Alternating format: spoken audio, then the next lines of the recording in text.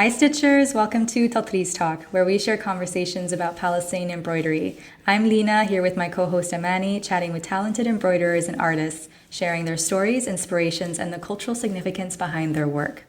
On today's episode, we are chatting with Deanna, a Palestinian Jordanian Tatreez practitioner born and raised in Jordan and now based here in the US.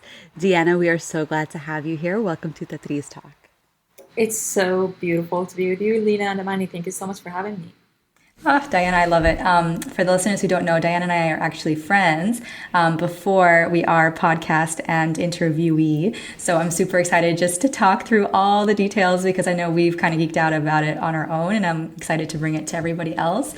But before we get into all of that, Diana, do you mind sharing a little bit about you and your family's connection to Palestine? Yeah, and it's again so great to have you. To be with you today, Lena and Amani. And as Lena mentioned, we're friends from before, and it's just so inspiring to see all the things that you've been doing on your own Tatreez journey. So again, thank you very much for inspiring us and for having me today. In terms of my connection to Palestine, so as Amani mentioned, I am Palestinian Jordanian. I was born and raised in Jordan to parents who are both from Palestinian origin. In fact, my father was born in Palestine, in Hebron. And my mother was born in Kuwait. So her family had to flee to Kuwait from Palestine. My father had to move from Palestine to Jordan after my grandfather was killed in Palestine in 1968. So my connection really goes back to, all those generations, but particularly to my grandparents, both having been born and raised in Palestine. And then my father was born in Palestine, but unfortunately my mom was not. She was born in Kuwait. And so for me, I think of myself as a second generation Jordanian, maybe, in the sense that I was born and raised in Jordan, but obviously stayed connected to my Palestinian roots. I was born and grew up seeing my grandmother practicing Tatreez in Jordan, and being highly influenced by the Palestinian traditions all around me from my family on both sides in Jordan.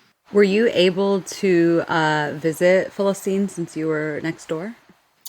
I was not, and I don't know how much that would surprise people to know that as a Jordanian, we have many different kind of documents to prove whether or not you are like originally Palestinian or not. And for the majority of us, we don't have what's called like the Hawiyya or the Palestinian ID that would let you go and visit Palestine through the border, particularly the King Hassan Bridge. So for me, I never had that, even though my father was born there. My grandmother was born and raised and lived her whole life there. I actually cannot. And it's sad in a way because after we moved to the US, we start thinking, should we apply for the visa to go or something like that? And for what it's worth, I did try. I know, again, we can talk about the politics of it and whatnot, but I was just curious if I can actually get a visa to visit. And so I did apply through the Israeli side, and surprise, surprise, they denied me from getting there, even though I do have a green card with the US. So I was not able to visit. It's still a dream, inshallah, one day. And I don't know, maybe after we get the US citizenship, but as Arab and Jordanian citizens in particular, it's actually quite challenging. And so you mentioned a little bit that your grandmother practiced Tatreez and you grew up seeing that. So I think it's a perfect segue to ask you a little bit about your Tatreez journey, how it started, where you're going with your Tatreez journey today too. Yeah, I really am so inspired by grandmother, my grandmother Hadba, who is, she's my dad's mother, but also it's very interesting because my mother, Khawla, was kind of also practicing Tatreez somehow in Kuwait. So after she married into the family, Hadba, my grandmother, and my mother Khawla, in a way, connected over practicing Tatreez, or like my mom would be helping my grandmother as she was visiting us and staying over when I was a kid. So I would always see that connection between the two, between my, Palestinian grandmother, who is, a fallahi. She grew up in a village in Hebron, and she was like practicing the very traditional ways of doing Tatreez. And my mom, who was, she's from the city in Hebron, and to listeners who know the dynamics between these two, they would understand and tell how these are very different kind of ways of approaching life and things. But also my mom kind of took Tatreez courses in Kuwait, just like as a Palestinian in the diaspora, they would teach them these things. And in a way, just like in school, in a way, they both connected in it. And I would see my mom kind of helping my grandmother while she was trying to do her Tatreez, and she was like a professional Tatreez practitioner. And that kind of just inspired me to look at these very colorful productions that they would both do, and also observe how my grandmother, who was in her maybe 60s or 70s at the time, who knew, she was like, I don't know, barely was able to see what's around her and whatnot, and she would still be able to do this very, labor intensive work at such an age. And yani, mashallah, it's very inspiring, because also I now realize, like having started Tatreez, how difficult that was, but also how I don't know, like the passion it took, but also the patience and the studying even behind it, the fact that you have to count and all of that. I'm like, how was she able to even count and know exactly her way around these things? I think also just knowing that everything she wore was pretty much Tatreez that she herself had done. It just like is super, super inspiring for me now to know that I don't know how long would it take you to do these things. Like I was just joking with Lena that I've been starting my Thobe for a year and a half now, and maybe it will take me, I don't know, 2 more years. And to think that everything my grandmother wore was in a way handmade, like in that labor of love, is just so inspiring. So I think for me, just seeing that and growing up to it, without knowing the story behind it or something, just I think I thought of my grandmother and mother practicing some sort of a hobby. And then I would ask them questions, and it's then when I realized that it has a bigger connection. I think I remember my grandmother telling me things like, in the village in Hebron, you would have to start doing your own trees around the age of 12 or 13 or something, because that's when you're expected to start preparing for your jihaz or, like your bridal thobes and whatnot, because you're going to get married soon. And after a certain age, you will actually just start wearing thobes all the time, because that's how everyone around you would be like also dressing up to any occasion. And to think through that and think that this is actually a connection to a society and to a community back home that they tried to bring with them after they had to be somewhere else outside of Palestine was very inspiring. And I think the second component that I would end with is the fact that, as I mentioned, my grandfather was killed in Palestine in 1968. So my grandmother had to raise 5 kids of her own. And in a way, she used Tatreez as a way to provide for them. So there's that sort of economic factor that contributed to her practicing Tatreez for the majority of her life. And just thinking that it actually helped provide for the family. And both my uncles are doctors and my father studied engineering. And just think that she was able to raise 5 kids just from Tatreez is a very inspiring and powerful thing to know.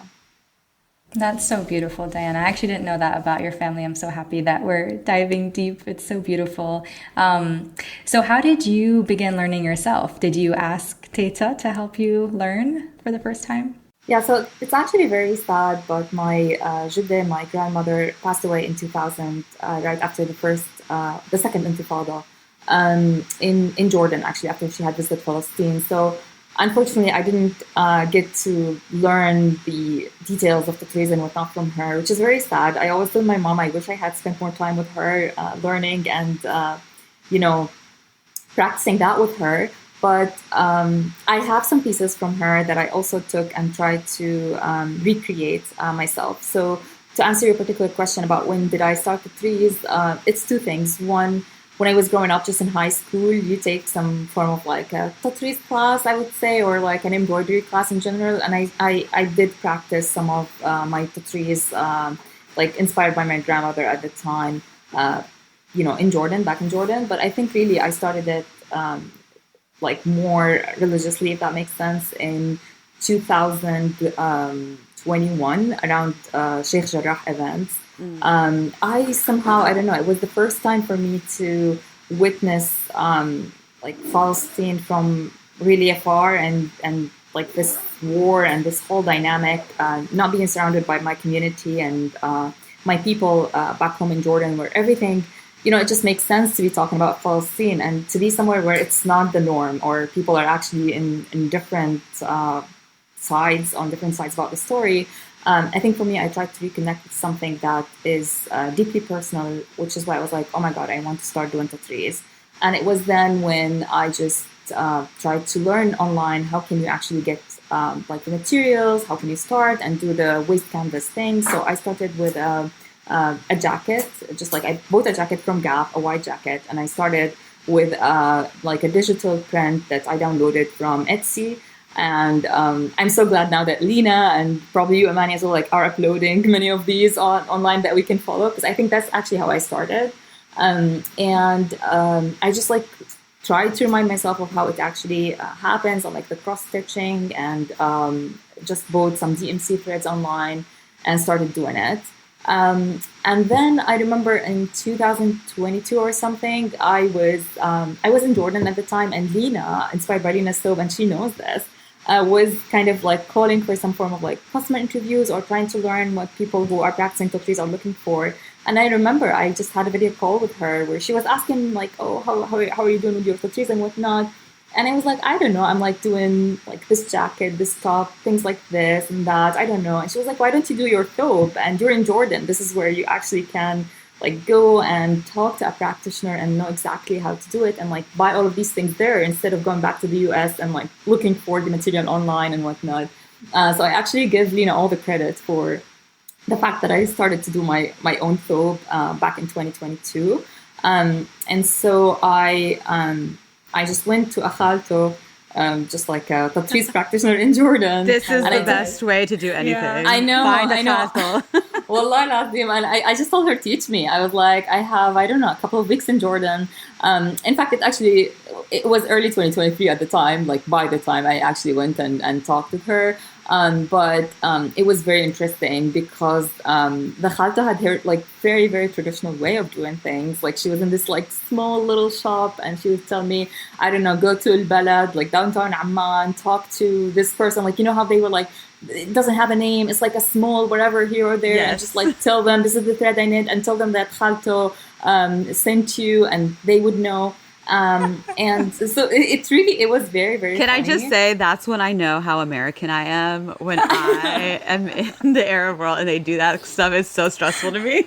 It's actually very funny because like I kept her handwriting, like there's her handwriting where she says something, like Souq al-Balaysa Masjid al-Hussein Abu Rabi' Mus'ab, like that's literally the instructions she gave me, and that's how I got all my Thobe stuff. Literally Abu Rabi' Mus'ab, and Mus'ab is her name, Abu Rabi' is the person, it's Masjid Hussein. I love her. That's the thing, it works. It's I love it. It's just stressful for me.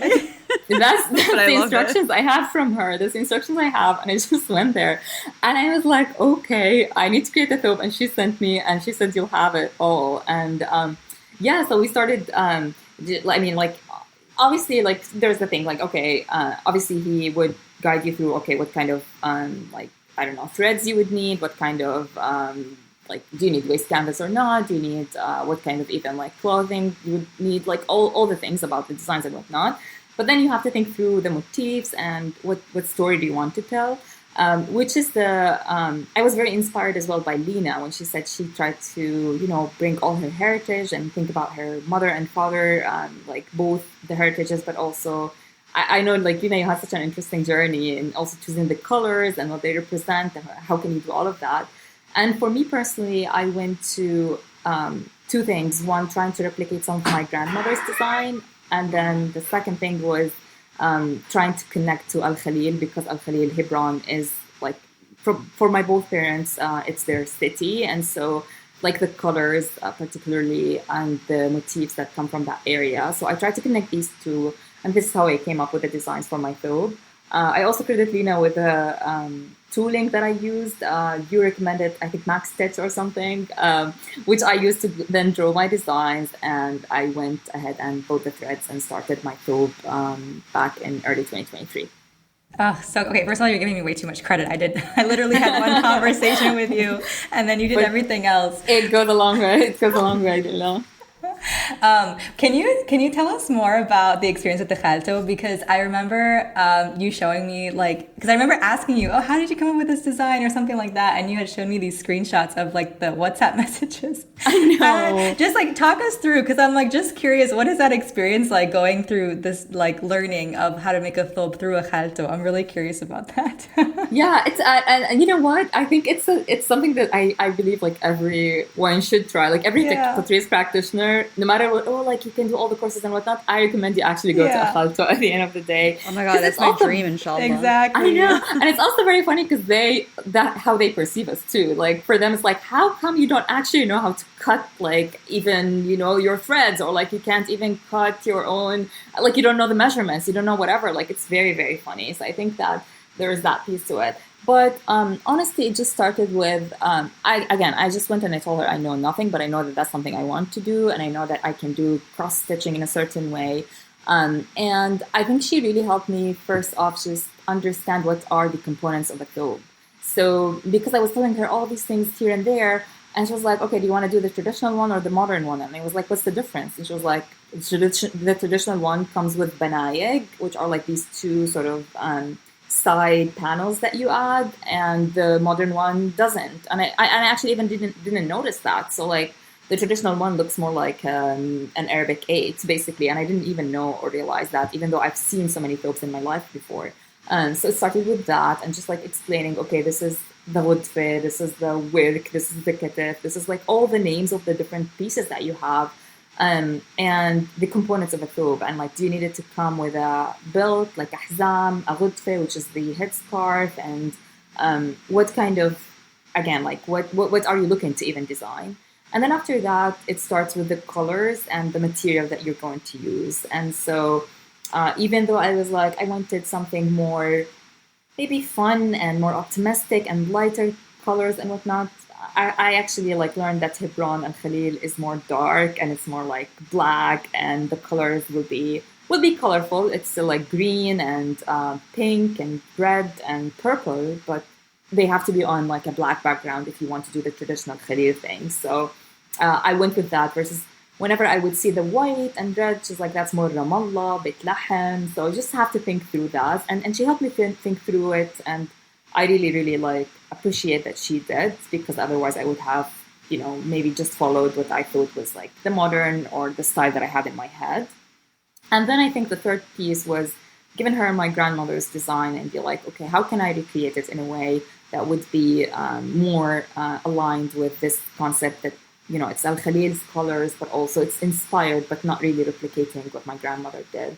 And because it was based on flowers, she helped me and showed me so many samples that she had. But I was also doing a lot of research myself, reading books, whether it's Tatreez and Tea, or even some of Kawar's book, Without Kawar, I think. Yeah. So about the motifs and designs, and just try to get to the whole idea of, and I actually never knew that before, that all of the Tatreez is based on one element. So you basically pick one or two motifs max, and you in a way replicate them in all of the other elements of the thobe. And I didn't realize that. So in a way, it's picking that main flower that you're going to have, and then the border.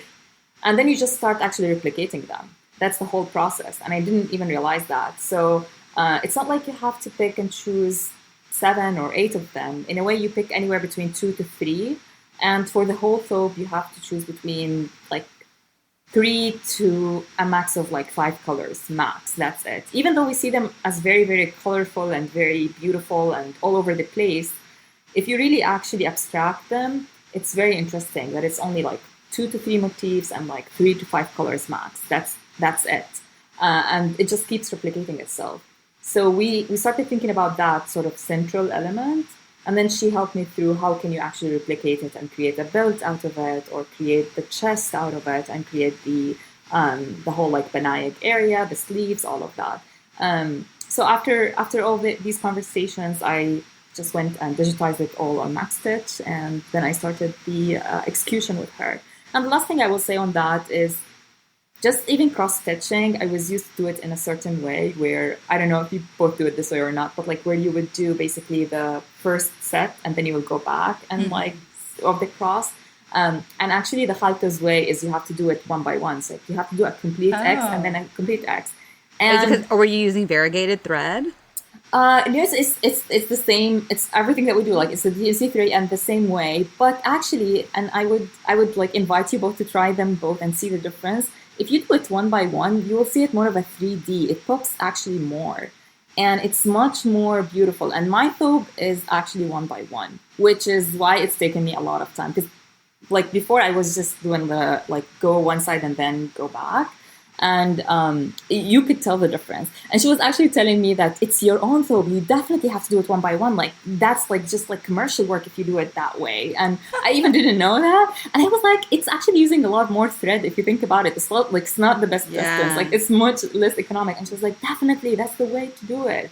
And I would just invite you. Like it really pops more, and it's really more like beautiful. I think personally, and it's actually cleaner as well from behind. But as I said, it's way more thread. I don't find it cleaner from behind. That's why I don't like it. I find it messier from behind. Yeah, I'm crazy about. I don't. Yeah, we don't want to get into that subject. This is my behind. Actually, I'll just like show you. This is my behind. This is not the. Yeah. So, but again, it's one by one, and if you go here, you will see that it's actually popping even more. But again, that's just for you. We can cut this later. But anyway, I just invite people to try it. It's very interesting.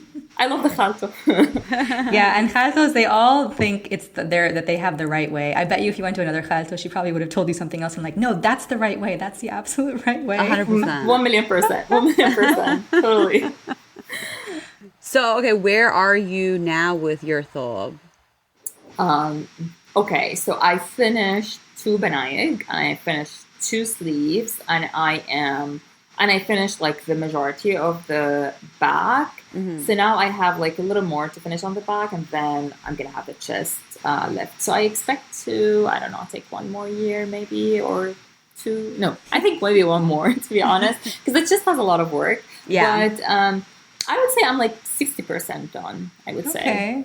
Not bad. Which is not bad. I mean, that's not bad at all, actually. It's interesting because I took around maybe 4 months or so of back and forth, because I even redesigned so many times. So like initially I wanted to do like a grapes influence, because Al Khalil is famous for its grapes. So I did that, and then that was throwaway work because I then fall back on, okay, you can't have grapes and flowers in the same. So it's really one element.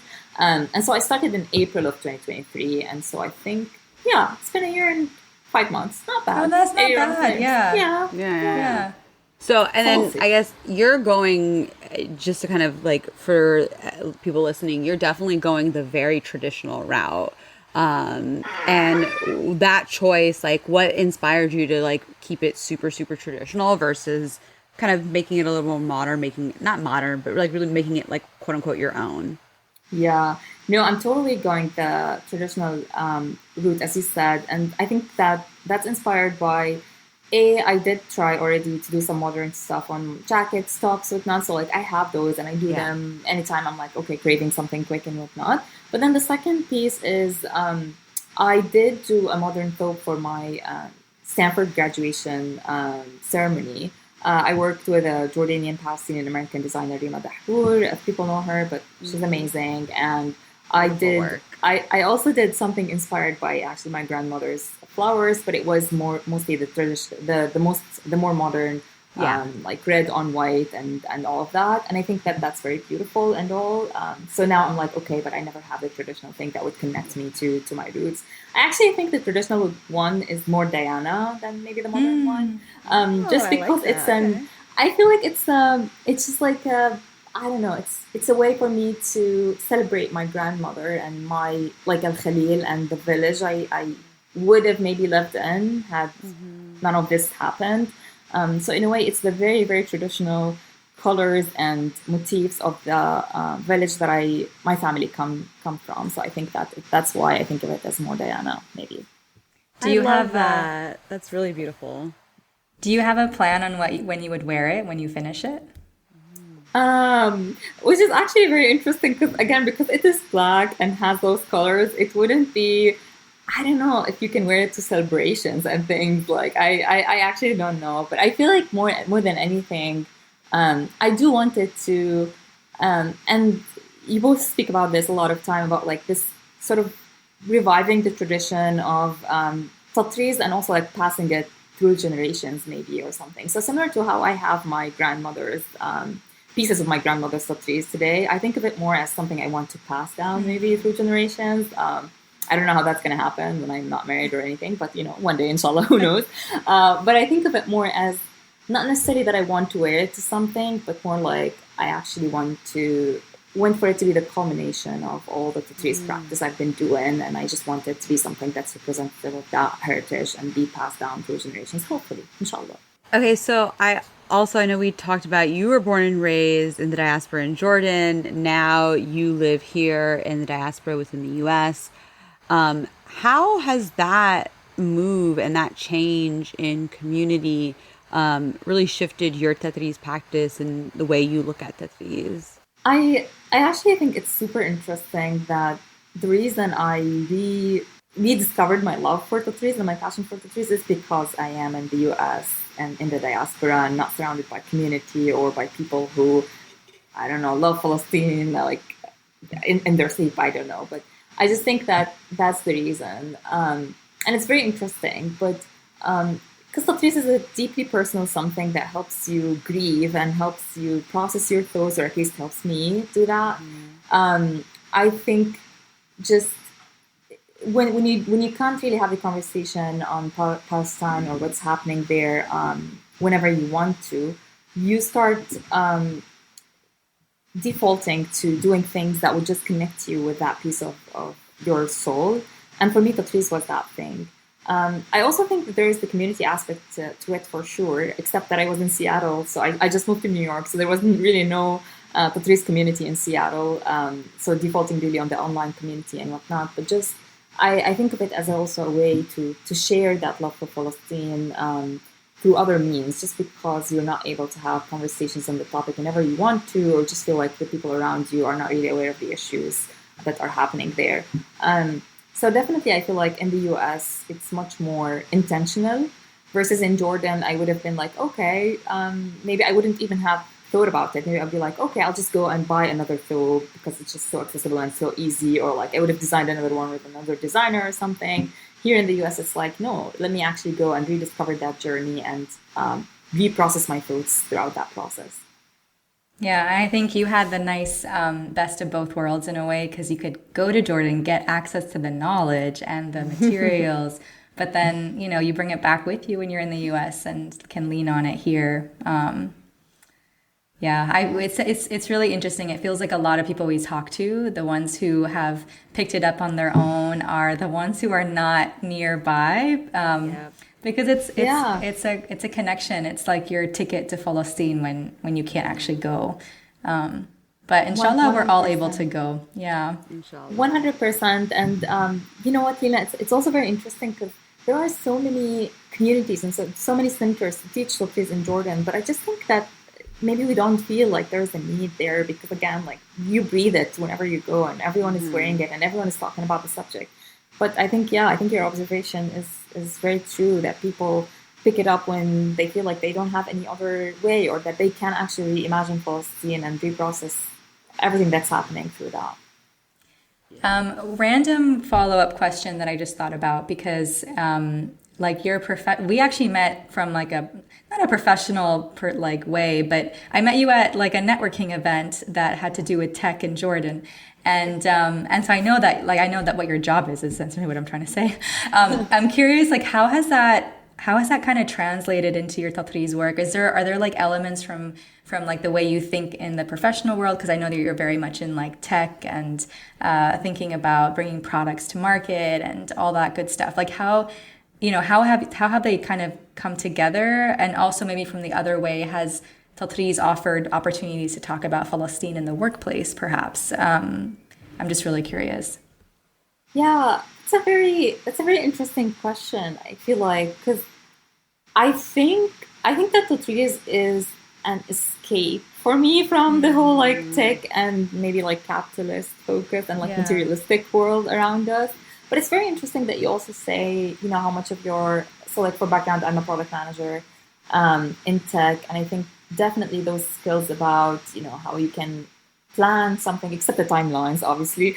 But I think Tatreez is the one thing I intentionally don't plan or don't want to plan. I feel like it's very, very like I notice it when I'm sad at work or when I'm just like very overwhelmed or something. I would wake up the next day and before work I would start doing Tatreez. And it's a very interesting practice that I'm noticing. I don't know, maybe because it's an escape, maybe because it's that thing that you do when you don't want to think, like, and just go with the flow. But definitely there is the element of, okay, you know how to like prepare just the resources and like just the skills, like the soft skills around actually putting it all together, if that makes sense, and using the design tools, etc. Obviously. But to your point about the conversations at work or even bringing Tatreez to our professional lives or the conversation on Palestine, I think I do share with everyone at work that I'm working on my Tatreez Thobe. In fact, even in our intros, like when I change teams or something, I always include that Diana is like also a Tatreez and a Palestinian Tatreez practitioner who is working on her own Thobe. Like, reach out if you want to know more. And I always kind of put my Tatreez picture as well with that. And I really make it a point to talk about how much Tatreez means to me. And especially also bring that part about how my grandmother used it to provide for her 5 kids and how I am basically now working in one of America's big tech companies. So if you think about it, it's like, wow. But I do think that I saw it more, or I used it more with, I went to business school at Stanford, and I think that it was a venue for me to speak more about the importance of the trees, even before any of those events happened, like whether what's happening, genocide in Gaza or Sheikh Jarrah before that. I actually did, we had like tell your life story, a talk of a sort is what it's called. And in there, I described the journey of my grandmother and grandfather and how my grandfather was killed in Palestine and how my grandmother used Tatreez as a way to provide for her kids, but also to honor her husband, etc. And I actually showcased the pieces of Tatreez that I had from her in that talk. And to talk about some of these things in rooms that are full of people who don't necessarily share your experiences or your thoughts on the subject, obviously, is super powerful. Because I had so many people reach out to me after that, being like, we never heard that, you know, Tatreez is a, like, they never heard of Tatreez, period, but also they would draw parallels with other communities, like the Native Americans, for example, and talk about their practices and like how they do, like, I don't know, all the earrings, the jewelry that they do, all of that. Or people even sharing Tatreez from Ukraine and other places around the world who do similar practices. And also just tell me that just it's beautiful. Like that's what they said. Yeah. Like when they saw what my grandmother did, they were like, it's just beautiful, and we didn't know about it before. So I think it's really important to bring it, and I would invite people to definitely bring it to their professional and like educational spaces, however they can, and showcase it as much as they can, because I think that there is a big story of connection to the land and to your families and to your roots through the trees that we can also highlight with the world. And you're doing such an amazing job doing that, both of you, Lina and well, Imani, you know, so it's funny because I think now I'm in this Tatreez bubble, so all I think about and do is Tatreez, and I forget that the rest of the world, when they hear Palestine or they see a Palestinian or whatever, it comes up in some shape or form, their immediate thought is something super negative and dark and like loss and all these things, and I forget that they don't actually recognize that there's this entire beautiful like part to Palestine, to Palestinians, and Tatreez is such an easy, like tangible, direct way to show that and remind people also that there's this side that should be the entire side. But so I'm glad you're reminding me. Yeah. People, I feel like art is one of those things that allows people, it's an entryway into various cultures, various parts of the world.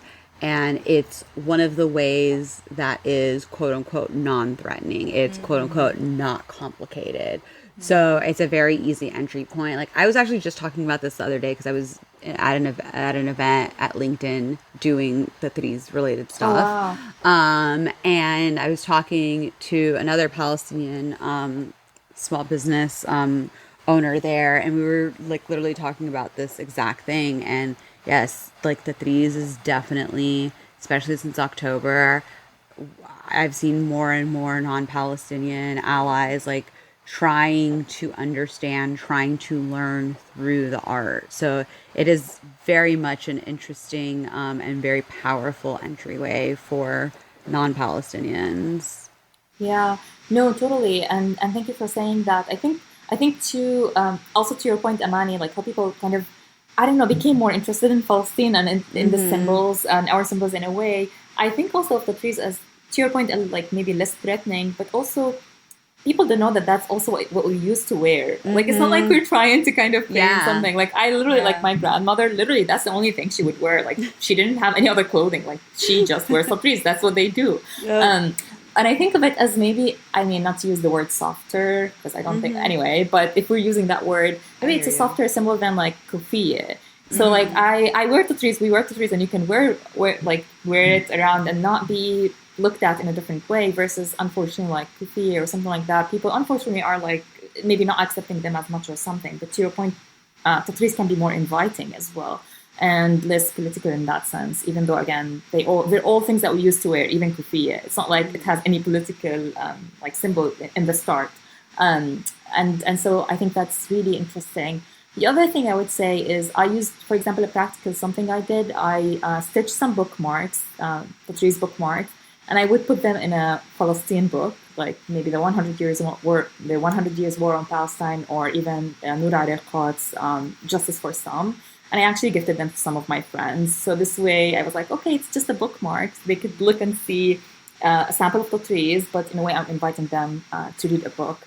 And it's very interesting, all that you said, because I just remembered actually that this is the first time I tell people that I'm actually working on my Thobe, like on social media or something like that. Like I tell people at work and in my personal life and whatnot, but unlike Lena, for example, where you kind of publish the whole journey of creating a Thobe online, I chose not to just because I feel like that's the only thing I want to do as a way to grieve and celebrate and whatnot without being like in the spotlight in a way. But on the side, you can do all these other things where you either speak about it or give people gifts and snippets of other things that you can do to still showcase that. So in a way, it's like how can you still keep the personal piece of it, but also share where appropriate, and also showcase it to the public as a practice and as something to connect you to your roots.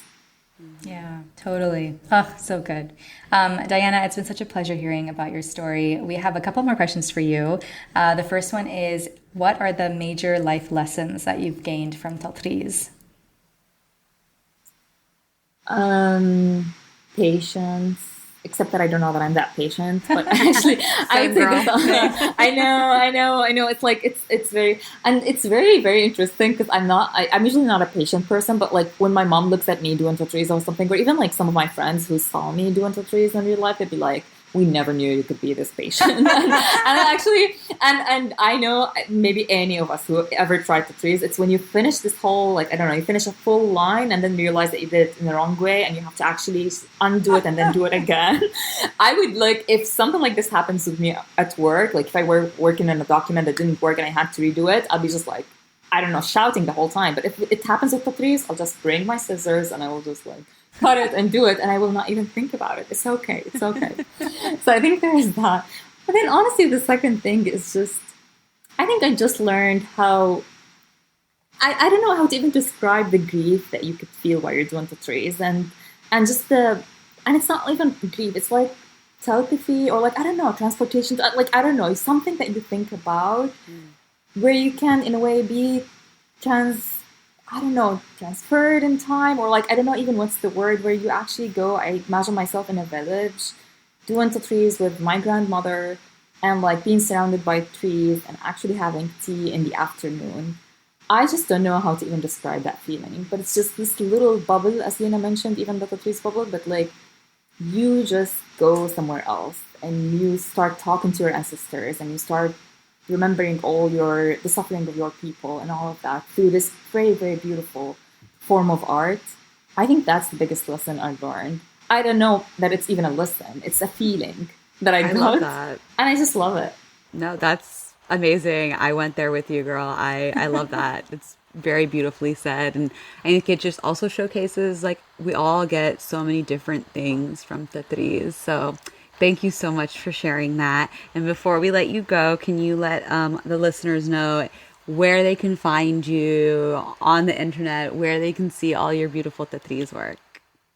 They can find me on Diana DHN, like Diana Nassar, but it's Diana DHN out on Instagram. And I promise I will share more snippets of my trees there more often. I promise I have a lot, but I haven't shared as much lately, just because we're focusing on Gaza, but inshallah I will. It's very fair. No, we are very excited to see what you're going to be doing with that Thobe. I cannot wait to see when it's finished. But thank you so much for coming on and sharing your journey with us. We'll talk to you soon. Thank you so much. Thank you, Amani and Lina. It was very nice to be with you. Thank you very much.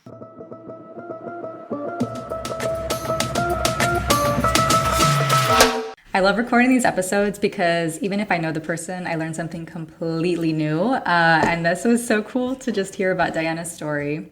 Yeah, no, definitely. Her grandmother sounds like an amazing, amazing woman. It kind of I didn't bring this up when we were chatting with her because it popped into my head afterwards, but it reminded me of our conversations with Sada from Dira and how she's talked about all these women that she works with now who are a part of her Dira family. And, you know, a lot of these women are using Tatreez to survive and make a living. And, you know, she's definitely trying to ensure that they're making an actual living out of this practice. Because for so long it was really hard and it was the only thing that some people can do. And it wasn't helping them get out of their situation, essentially. So it's amazing to hear about her grandmother who was able to use Tatreez to survive for her family and her kids.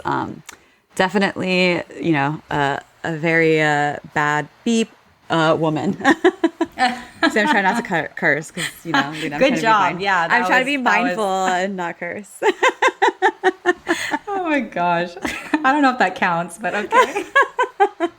Well, on that note, we had a great time chatting with Deanna, of course. And so thank you so much for listening to Tatreez Talk. Of course, we want to hear about your Tatreez journey. Please share your stories with us at tatreeztalk@gmail.com, and we might have you on an upcoming episode. Of course, do not forget to subscribe to the podcast on your favorite listening platform, and be sure to leave us a 5-star review. You can follow me at Min Amani and Lina at Lina's Thobe, and of course, follow the podcast at Tatreez Talk. We'll talk to you soon.